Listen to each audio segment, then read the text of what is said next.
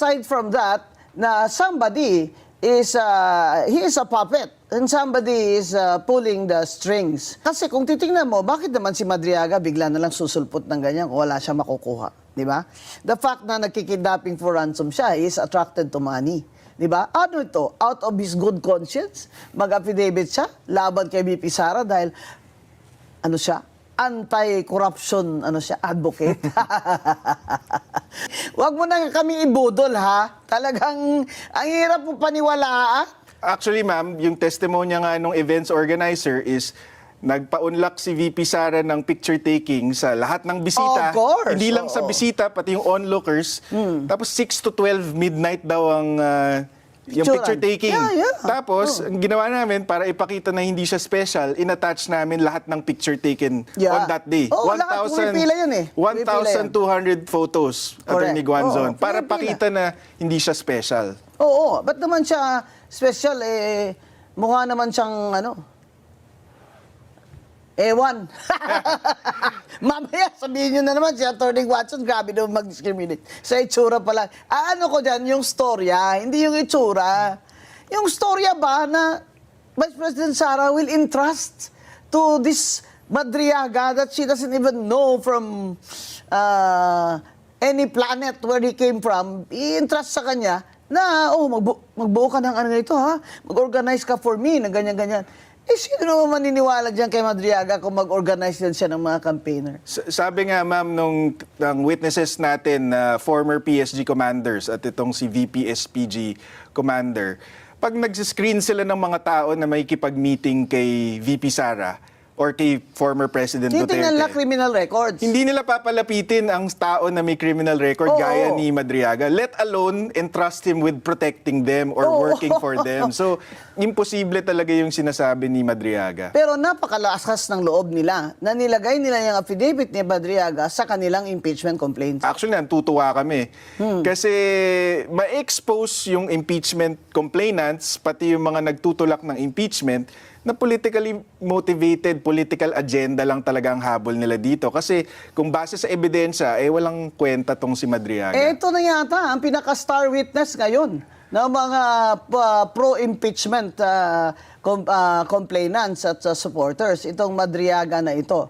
Aba, surely you can do better than this. Ngayon, sinabi ng House of Representatives Committee on Justice, nanalo na sila, na may sufficiency in substance ng complaint against VP Sara. So now, attorney, they will go to voting in the House and they must get at least 1/3 para ipadala sa Senate. And the affidavit of Madriaga is one of their exhibits or evidence that they will submit or they have submitted to the Committee on Justice and then all the way to the Senate kung mangyari ito.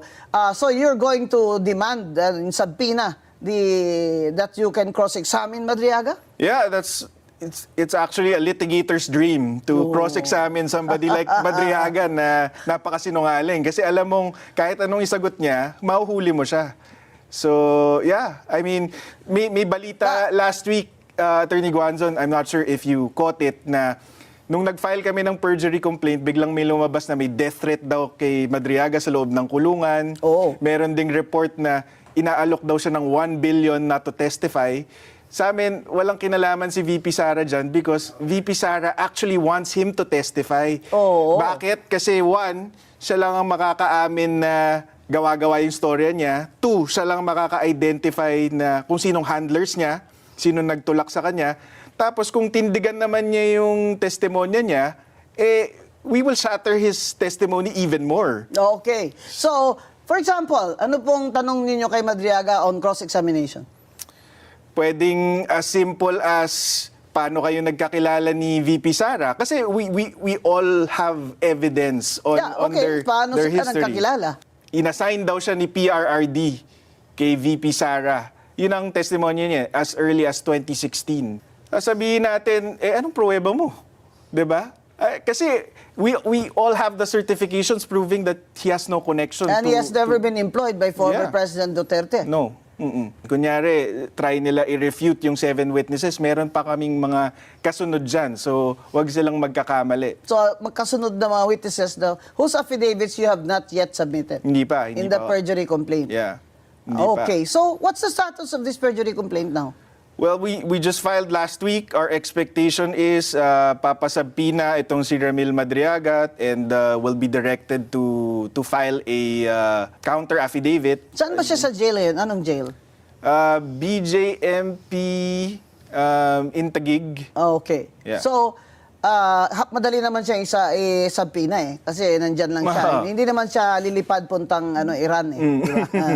So, I'm sure may maglo-lawyer sa kanya, di ba? Meron na po siyang lawyer ngayon, si Attorney Raymond Palad, I think that's his name. Oh, that sounds familiar. O baka naman itong Palad, dito yung mga radio announcer noon, naalala ko. So, is he what, like a POW client?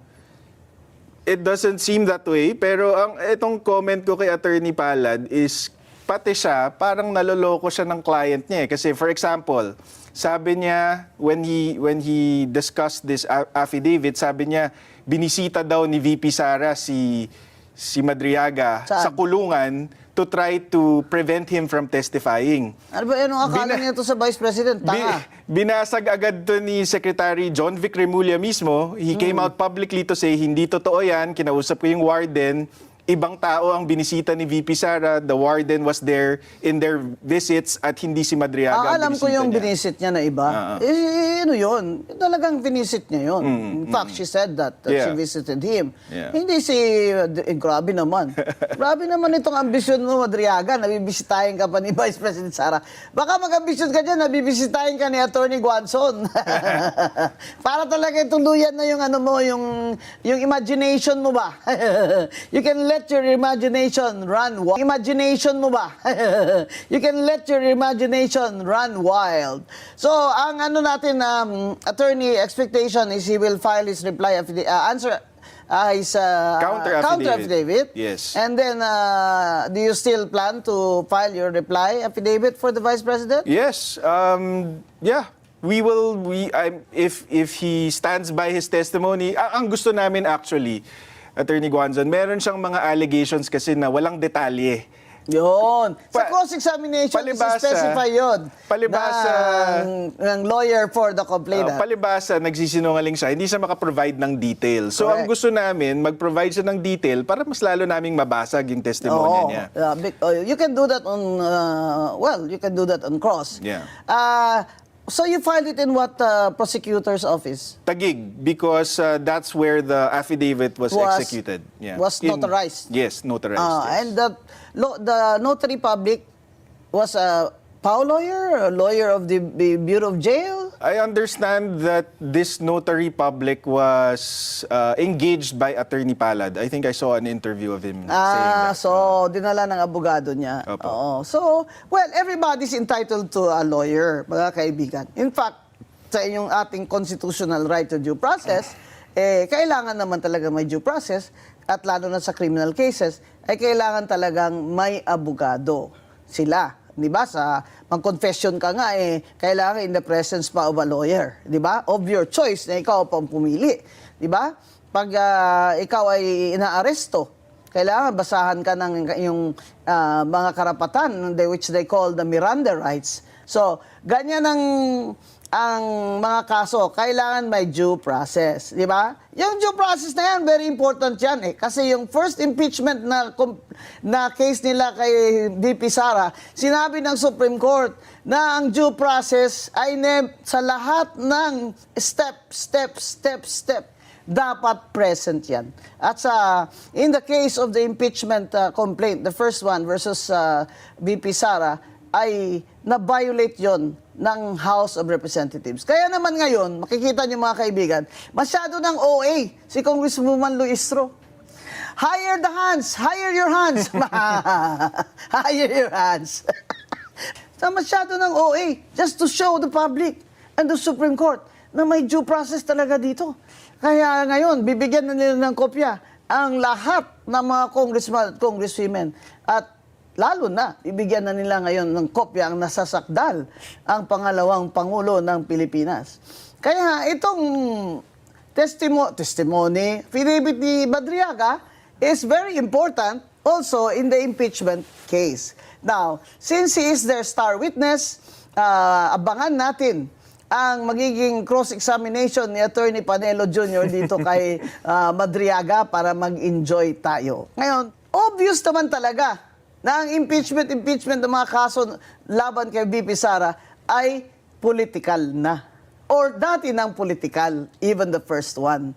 Kasi siya naman talaga ang the woman to beat in 2028. Hindi ba? Matagal ko na sinabi yan. At sinabi rin dyan ni dating Senate President Frank Drilon that she's really the woman to beat. Sinabi rin ni dating Ombudsman Justice Conchita Carpio Morales that she's really ahead, right? So, the only way for them to knock her out this early in the game, 2 years before the election, is to impeach her. But the biggest problem of the BBM administration is that they do not have the numbers in the Senate.